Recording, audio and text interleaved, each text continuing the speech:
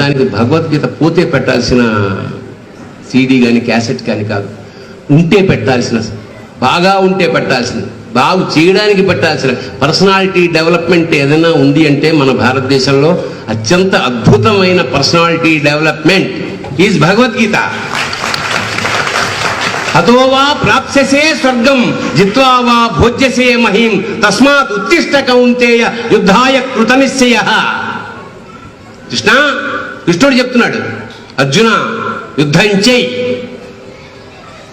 యుద్ధంలో గెలిస్తే ఈ అఖండ భూమండలాన్ని పాలిస్తావు, లేదు స్వర్గంలో పరిపాలిస్తావు. అంచేత యుద్ధం చేయడం అనేది కర్తవ్యం. కర్మ సిద్ధాంతం అంటే కర్మ సిద్ధాంతం కాదు, కర్మ పనిచేయి, పనిచేస్తే పైకి వస్తావు. నువ్వు చేసే ప్రతి కర్మకి ఒక ఫలితం ఉంటుంది. అంచేత భారతీయతని, భారతీయుల్ని, ముఖ్యంగా యువతని ఇవాళ మోడీ లాంటి వాడికి తారక మంత్రం అది. ఇవాళ మోడీ అవ్వడానికి కారణం భగవద్గీత.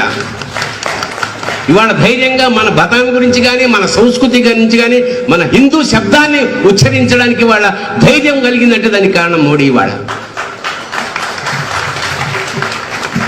భయంగా మన దేశంలో పుట్టి మనమే ముసుగు కప్పుకొని బొట్టు పెట్టుకుంటే ఏమంటారో, చీర కట్టుకుంటే ఏమంటారో అనే దుస్థితి నుంచి ఇవాళ అంటే మనం బతుకుండగానే స్వేచ్ఛా భారతం వైపు మనం వెళ్తున్నందుకు ఆ దేవుడికి మనం కృతజ్ఞతలు కల్పించుకుంటూ, ఆ పార్టీకి కానీ ఆ వ్యవస్థాపకులకు కానీ మనం సర్వదా కృతజ్ఞతలుగా ఉండాలి. ఇవాళ ఒక భారతీయత ఇవాళ అద్భుతంగా ప్రసరిస్తోంది, ప్రవహిస్తోంది. రేపు యావత్ భూఖండానికి ఒక మార్గదర్శకమైంది భారత జాతి.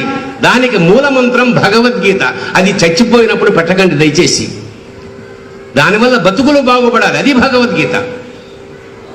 భగవద్గీత కనీసం ఒక్కసారైనా చదవండి జీవితం. అంటే హిందువుగా పుట్టినందుకు అర్థం అయినా కాకపోయినా ఒక్కసారి ఆరంభించి 18 అధ్యాయాలు అర్థం కాకపోయినా సరే చదవండి. ఒక్కసారి చదివితే అది మ్యాగ్నెట్ లాగా అతుక్కుంటుంది.